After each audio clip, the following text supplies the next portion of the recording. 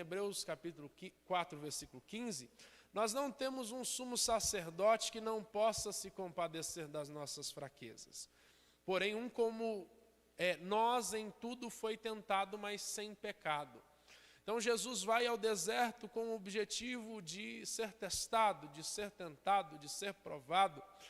E o deserto, ele é comumente assimilado como esse ambiente de provação, como esse ambiente de teste, como esse ambiente de prova. E eu não sei de fato quando este conceito começou a ser assimilado, ou talvez ele tenha sido assimilado dessa forma pelo próprio contexto histórico vivido pelos israelitas na travessia do deserto, que deu esse sentido de provação, deu esse sentido de teste no vocabulário evangélico dos dias modernos, tanto que raramente você vai escutar um irmão dizendo eu estou mal. Se você perguntar, ele provavelmente, se ele estiver mal, ele vai dizer, estou na prova, ou estou passando pelo deserto. Porque, de alguma forma, esse conceito foi assimilado. Fato é que, além de todas essas informações, falar de deserto, assim como falar de tempestade, é falar de algo que é comum na vida de todos os discípulos de Cristo Jesus.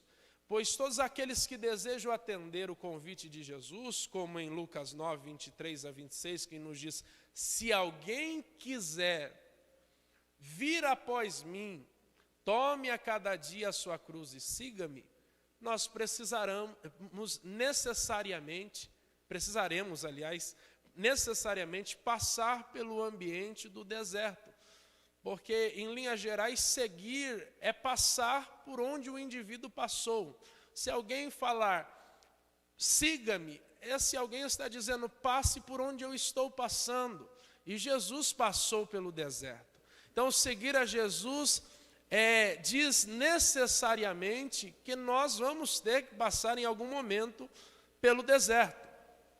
Não literalmente, mas no sentido de prova, como nós atribuímos significado. E quando nós analisamos o texto que nós lemos, vamos ver que o adversário, de todas as formas, ele tenta desvirtuar o propósito de Jesus. Inclusive, as duas primeiras tentações, elas vão tentar colocar em dúvida a afirmação de Deus Pai a Jesus, como nós vamos ver mais à frente. Então, falando das tentações do inimigo no deserto o adversário tenta, em primeiro lugar, colocar em dúvida a nossa identidade. Se você voltar comigo, olhar para o versículo 3, o diabo vai dizer a Jesus, se tu és o Filho de Deus, manda que essas pedras se tornem em pães. A primeira coisa que Satanás tenta fazer com Jesus no deserto é pôr em xeque a sua identidade como Filho de Deus. Aliás, o que ele está fazendo é tentar Jesus a desacreditar das próprias palavras que ele ouviu de Deus Pai em Mateus 3,17, quando depois do batismo ele ouve a voz de Deus dizendo, este é meu Filho amado em quem me comprazo. Ele de toda forma, meus irmãos, está tentando condicionar a posição de Jesus como Filho de Deus ao fazer. Olha o que ele vai dizer, se és Filho de Deus, manda que essas pedras se transformem ou se tornem em pães. Ele está atacando a identidade de Jesus, tentando fazer desacreditar da sua verdadeira identidade em Deus, colocando em dúvida e condicionando a sua identidade ao faça isso, faça aquilo, faça dessa forma, querendo o fazer acreditar que ser algo em Deus depende daquilo que eu faço, depende do fazer e não do ser. E é o que o adversário está tentando fazer com Jesus. Se você faça. Se você realize. Porque o ser depende do fazer. É o que o adversário está tentando fazer Jesus acreditar. E como Jesus, muita gente tem sido questionado quanto à sua identidade. quanto à sua identidade em Deus, por conta das situações da vida, por conta dos problemas, por conta das próprias provocações do adversário, mas nem todos têm a mesma firmeza que Jesus teve ao ser questionado pelo adversário, que tentou condicionar as capacidades de fazer a sua identidade em Deus. Pessoas que estão talvez por conta da turbulência, com a mente enfraquecida, com a fé pequena, que estão acreditando nas mentiras do diabo, que de toda forma quer nos fazer ceder e acreditar que nós não somos filhos de Deus porque nós não conseguimos fazer A ou B, porque nós não conseguimos realizar tal e tal coisa. E além de tudo, ele está tentando nos fazer passar por um processo de apropriação cultural mundana. Porque o que o mundo prega? Que para ser aceito nós precisamos fazer tal coisa. Para você participar de tal grupo, você precisa fazer tal e tal coisa. É o que fazem nas universidades. Os calouros precisam passar por um processo que eles chamam de trote. Eles precisam passar por um processo para provar que eles podem pertencer ao grupo. E o diabo, o adversário, quer incutir isso na nossa mentalidade, nos tentando fazer passar por esse processo de endoculturação, de apropriação cultural, para que nós percamos totalmente a noção de quem nós somos em Deus. E não pensem, meus irmãos, que isso é novo, porque foi assim com Daniel. Ele foi levado cativo à Babilônia na primeira leva, junto com outros príncipes, junto com outros principais da cidade, e tentaram confundir, desfazendo da sua identidade, e chegaram até o ponto de mudar o nome de Daniel.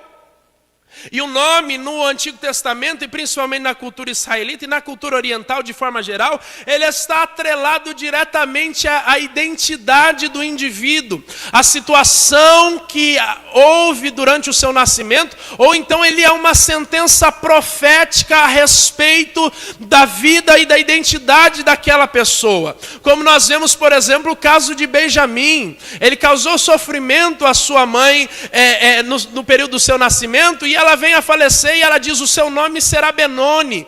Qual seria a identidade dele? A identidade dele seria filho da minha dor, porque ele me gerou morte. Aí vem Jacó e diz: não, ele não será Benoni, ele será Benjamim, filho da minha mão direita. E ali ele quebra uma sentença maldita que a própria mãe havia gerado sobre o filho, porque o nome estava atrelado à identidade. E em Daniel capítulo 1, versículo 7, mudam o nome de Daniel para Beltesazar, e Daniel significa Deus é meu juiz, e Beltesazar significa Baal o proteja. E então tentaram trocar a identidade de Daniel de servo do Deus de justiça para o protegido de Baal, e essa mudança de nome, ela foi dada a Daniel e aos seus amigos apenas para que eles se esquecessem de Deus, da sua pátria e da sua fé. E é por isso que o diabo está tentando atacar a nossa identidade, para te fazer esquecer quem você é em Deus,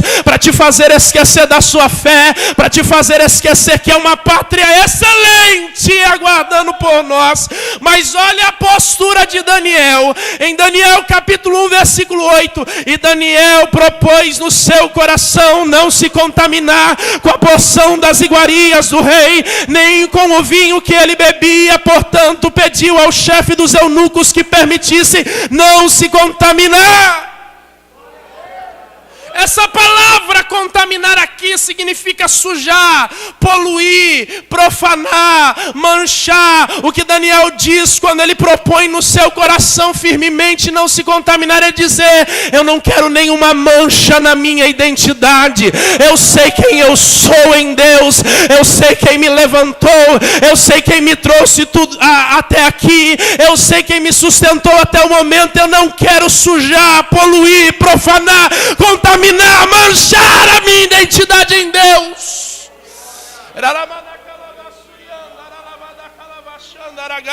E nós precisamos ter isso em mente, que a nossa identidade em Deus não depende das nossas capacidades, Nós não somos filhos de Deus por nossos méritos, mas pelos méritos de Cristo. Não é pela nossa capacidade, não é pela nossa vontade, mas foi pela conquista dele na cruz do Calvário. João capítulo 1, versículo 12 a 13. Contudo, aos que o receberam, aos que creram em seu nome, deu-lhes o direito de se tornarem filhos de Deus, os quais não nasceram por descendência natural, nem pela vontade da carne, nem pela vontade de algum homem, mas nasceram de Deus.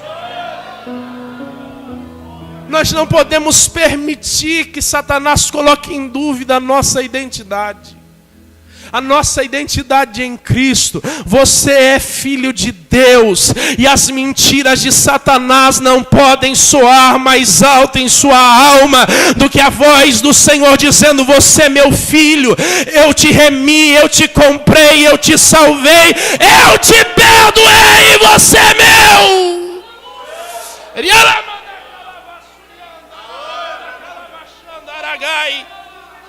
Aleluia. Mas ele não para por aí.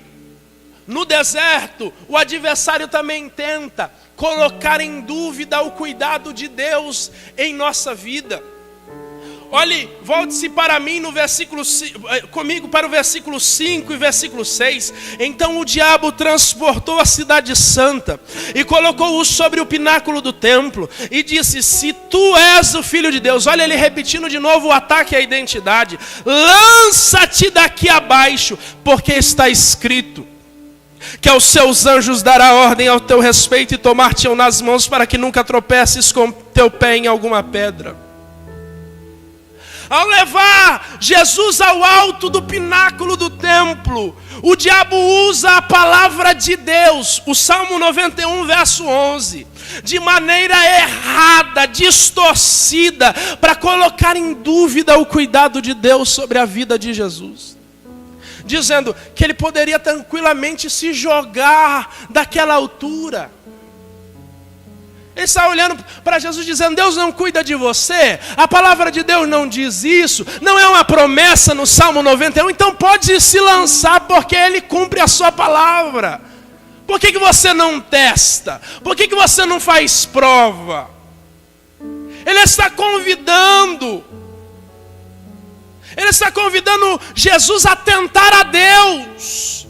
Pois os homens tentam ao Senhor quando mostram desconfiança, como se quisessem testar se Ele realmente é confiável. Se joga, Jesus. Aí o Senhor tira a dúvida. Se realmente Deus é confiável, se realmente Ele vela pela sua palavra, se joga, se lança. Ele não cuida de você. E muitas pessoas passam por essa experiência, e essa experiência é amarga. Essa experiência é dolorosa, em que Satanás tenta de todo jeito pôr em dúvida o cuidado de Deus sobre as nossas vidas, dizendo: Deus lhe abandonou, Deus te esqueceu, Deus não virá te socorrer. Se você realmente fosse cuidado por Deus, você não passava por essas situações. Satanás tenta induzir Jesus a se jogar para testar se realmente Deus estava cuidando dele. E quantas pessoas têm provado a Deus, tentando ao Senhor, pois tem duvidado do seu glorioso cuidado sobre nós.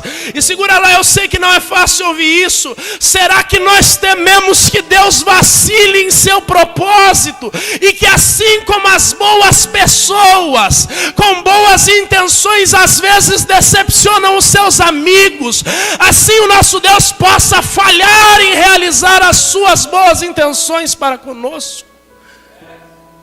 Mas Paulo afirma como sendo um fato, em Romanos capítulo 8, versículo 28, todas as coisas cooperam para o bem daqueles que amam a Deus.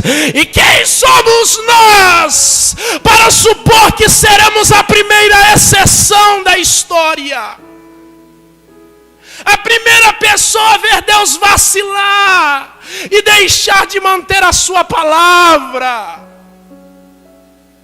Ou nós não percebemos como nós desonramos a Deus por causa desses medos, dessa desconfiança, ou duvidamos da sua constância, suspeitando que ele tenha desaparecido ou desenvolvido inconstância no intervalo entre os tempos da Bíblia e os tempos que nós vivemos. E eu vim aqui esta noite para dizer que ele não mudou, porque a palavra de Deus diz em Malaquias capítulo 3, versículo 6, porque eu, o Senhor, não mudo. A palavra de Deus diz em Hebreus 13, versículo 8, Jesus Cristo é o mesmo ontem, hoje e eternamente. Em Tiago capítulo 1, versículo 17, a parte B, que em Deus não há mudança nem sombra de variação. Ele é o mesmo que supriu a necessidade dos santos na palavra de Deus. Ele é o mesmo que cuida de nós.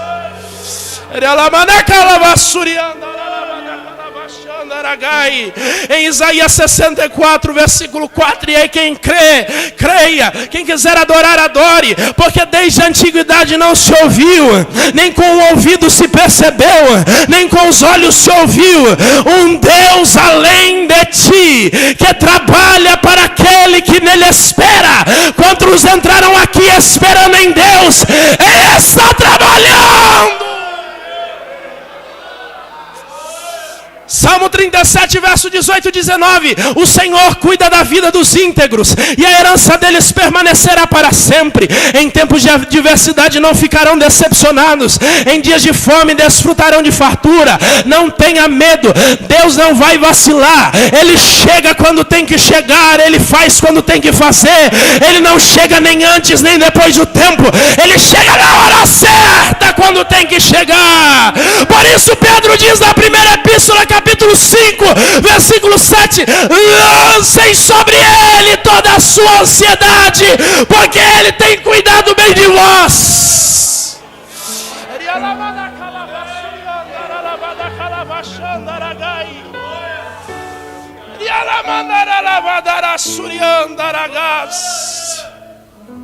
Por isso que o apóstolo Paulo nos diz: está ansioso, entrega. Ora, leva a Deus em oração. Filipenses 4, versículos 6 e 7. Não estejais inquietos por coisa alguma, antes as vossas petições sejam em tudo conhecidas diante de Deus pela oração e súplica, com ações de graça, e a paz de Deus, que excede todo entendimento, guardará o vosso coração e os vossos pensamentos em Cristo Jesus.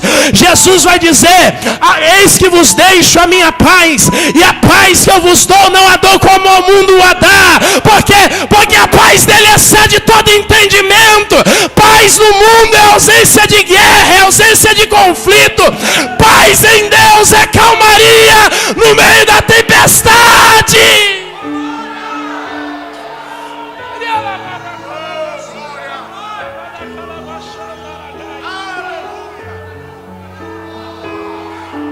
Aleluia!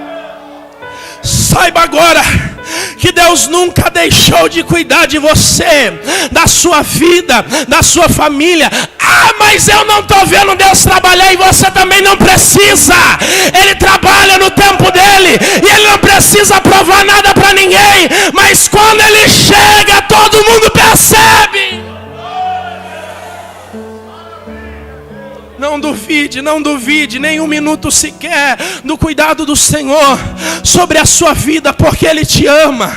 E não tem diabo, não tem inferno que possam te separar desse amor, desse cuidado que o Senhor tem sobre a sua vida, desse cuidado que o Senhor está estabelecendo sobre você. Nada pode te separar, nada pode te tirar. A Bíblia diz que nada pode nos separar. O apóstolo Paulo diz em Romanos 8:38, porque estou certo de que nem a morte, nem a vida, nem os anjos, nem os principados, nem as potestades, nem o presente, nem o porvir, nem a altura, nem a profundidade, nem alguma outra criatura nos poderá separar do amor de Deus que está em Cristo Jesus, nosso Senhor. Nada te tira do cuidado de Deus.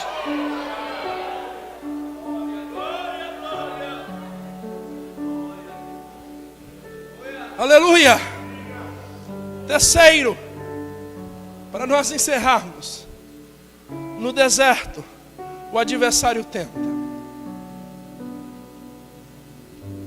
Primeiro, colocar em dúvida a nossa identidade. Segundo,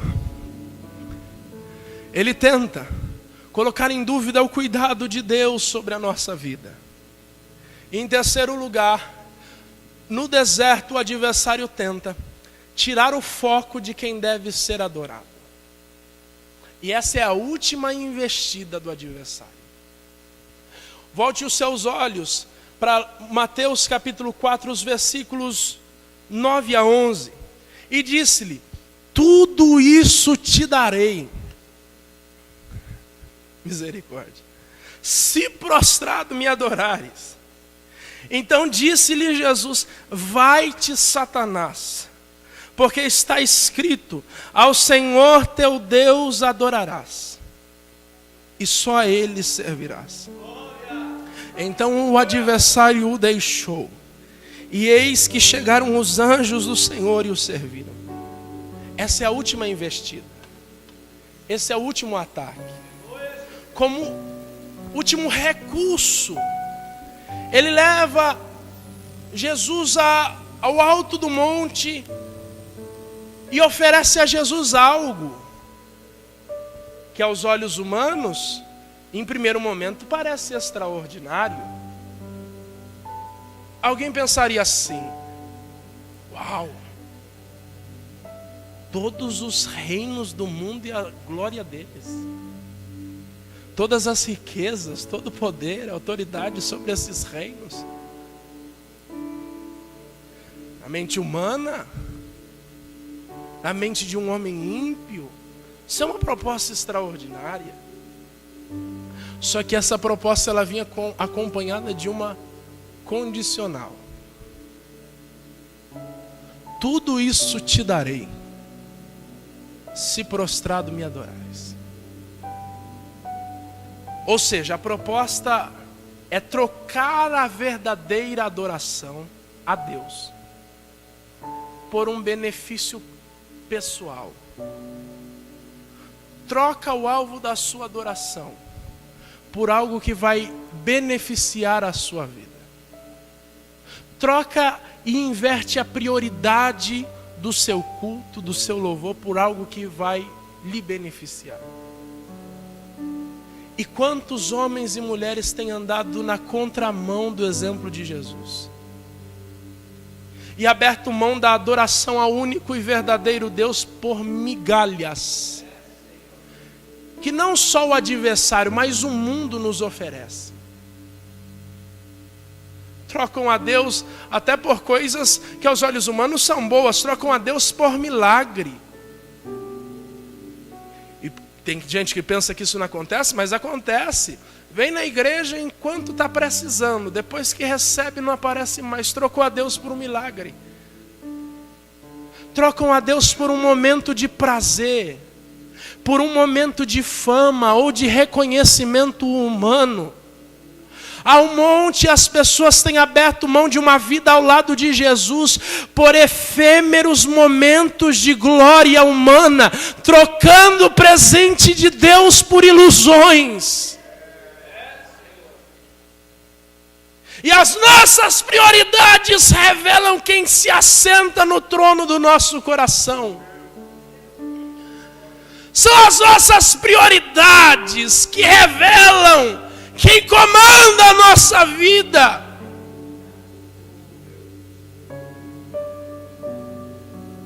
É onde nós investimos o nosso tempo. Pois se tem algo que deve ser administrado conforme as nossas prioridades, e aliás é administrado conforme as nossas prioridades, é o nosso tempo. Foi assim com Esaú.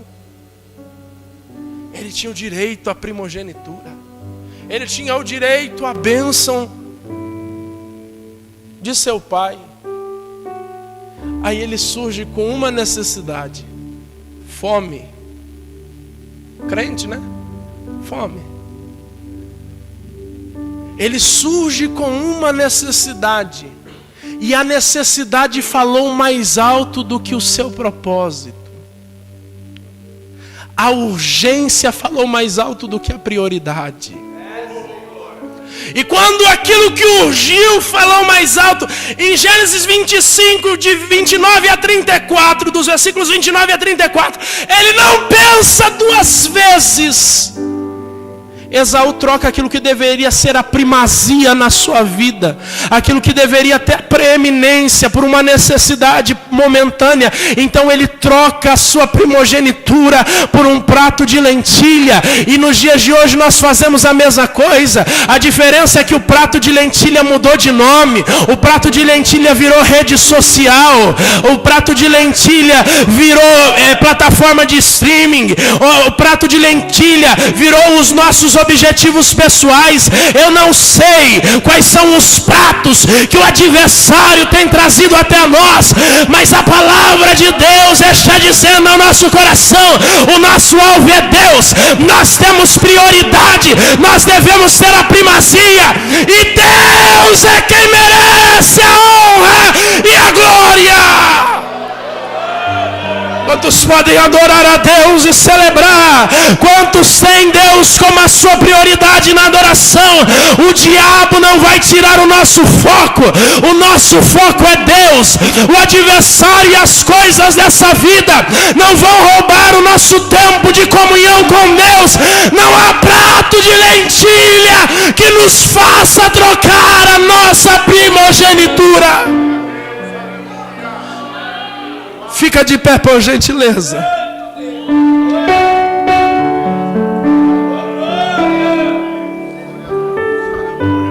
Não troque a Deus por nada. Não troque a Deus por nada nem ninguém. Que Deus seja sempre a nossa prioridade. Que Ele tenha sempre a primazia em nossa vida. Que jamais nós venhamos perder o foco no Senhor. Aliás, hoje Jesus nos convida a fixarmos os olhos nele. O diabo pode tentar fazer duvidar da identidade, do cuidado de Deus, tentar tirar o foco da nossa adoração, mas ele já caiu por terra. E Jesus está nos convidando a deixar de lado as distrações e dizer: olha para mim. O convite de Deus hoje, essa noite, está em 1 Coríntios 10, 31. Assim, quer vocês comam, quer vocês bebam, quer façam qualquer outra coisa, façam tudo para a glória de Deus. Adoração não é momento, adoração é estilo de vida. Deus está convidando um povo, homens e mulheres, jovens, para mais do que um momento de adoração na igreja. Ele quer a sua adoração na tua casa, no seu trabalho, na rua, no transporte público. Ele está nos convidando para um novo estilo de vida.